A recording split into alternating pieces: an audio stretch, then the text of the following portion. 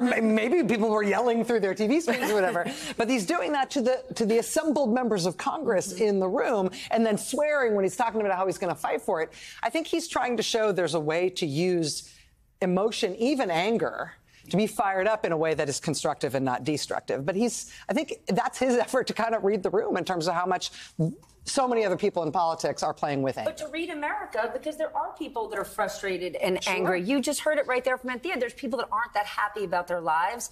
And so a move like that, he's not coming from an elite place in Washington saying, you don't really have problems, look at the data. Yeah, right. He's saying, it's okay, you don't feel great. There's lots of things not to feel great about. It's also, I mean, he spent so many months or years of his presidency, including when I was there, being constrained, right? You know, he went from running against Trump to really trying to be a uniter. That's still part of who he is.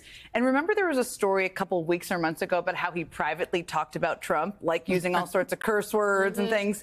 You sort of saw a hint of that tonight, which is what he really thinks of Trump and the threat, and in a very aggressive way. I thought it was very interesting. Well, while I left, I went on Twitter a little, which is a cesspool sometimes, but like, it's interesting to see how people are reacting.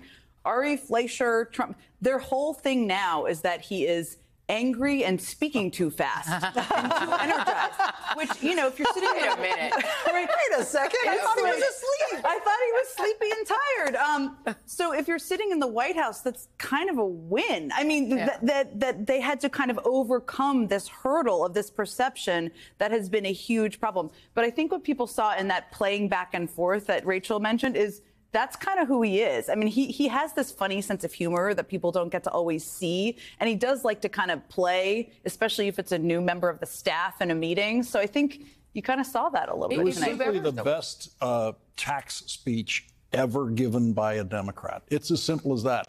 There's very little competition because Democrats hate to talk about taxes because they always find themselves on the raising taxes side of the argument, especially after Republican administrations that have, you know, bankrupted the Treasury by cutting taxes at absurd levels.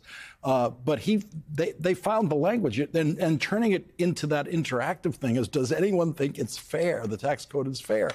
It's just perfect because that's every Republican says it's not fair, right? And now Democrats taking it on the way he did.